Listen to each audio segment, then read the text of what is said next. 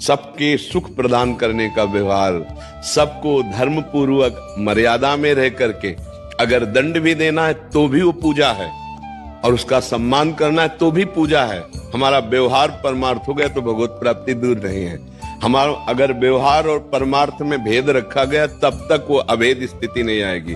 जिसका व्यवहार परमार्थ स्वरूप हो गया वही महात्मा है, वही साधक है, चाहे वो पैंट शर्ट में हो चाहे वो भगवत वेश में। प्याज को थोड़ा वो जैसे आलू पैदा होती है ना, ठीक उसी जगह उसी भूमि में उसी पद्धति से प्याज भी पैदा होता है। बस अंतर एक घोर तमोगुणी है उसका प्रभाव, इसलिए संत जनों ने उसको निषेध किया है।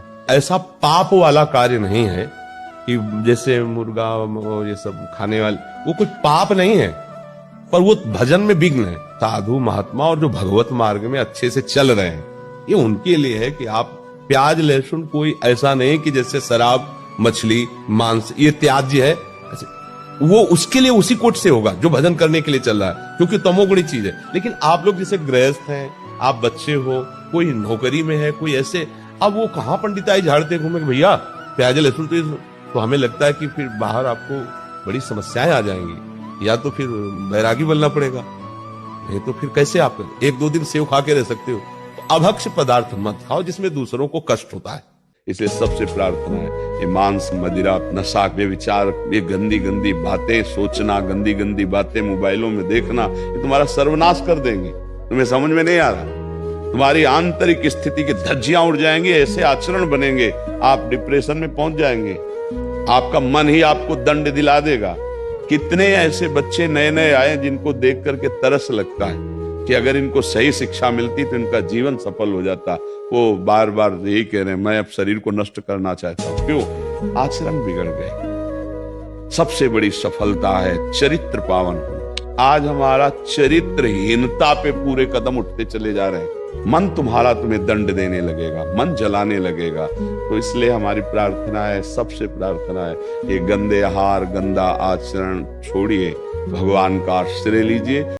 यदि अपनी कामना पूर्ति चाहते हो तो इतना नाम रूपी धन कमाओ कि तुम्हें फिर घिघियाना न पड़े किसी के सामने। स्वयं भगवान देते हैं। 4 प्रकार के भक्त होते हैं, अर्थार्थी धन प्राप्ति के लिए, आर्त संकट निवारण के लिए, जिज्ञासु भगवान और अपने को जानने के लिए, और ज्ञानी जो पूर्ण हो चुका है भगवान में।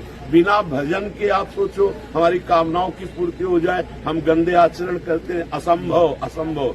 अच्छा, हमारी आपकी श्रद्धा भगवान पे ना बने तो क्या बिगड़ेगा भगवान का?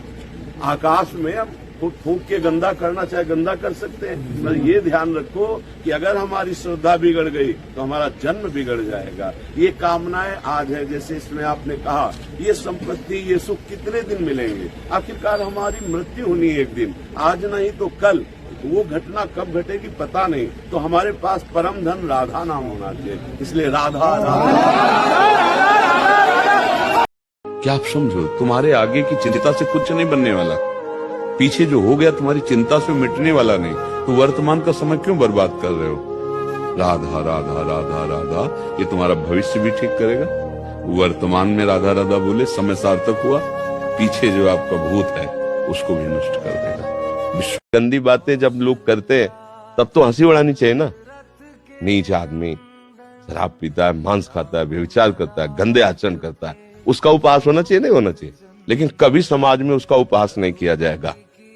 लेकिन आप कंठी बांध लो, माला जपने लगो, भगवान का नाम जपने लगो, भगवान का नाम कीर्तन करने लगो, तो लोग उपहास करने लगते हैं। उपहास करने का मतलब आपको उस मार्ग से गिराना चाहते हैं।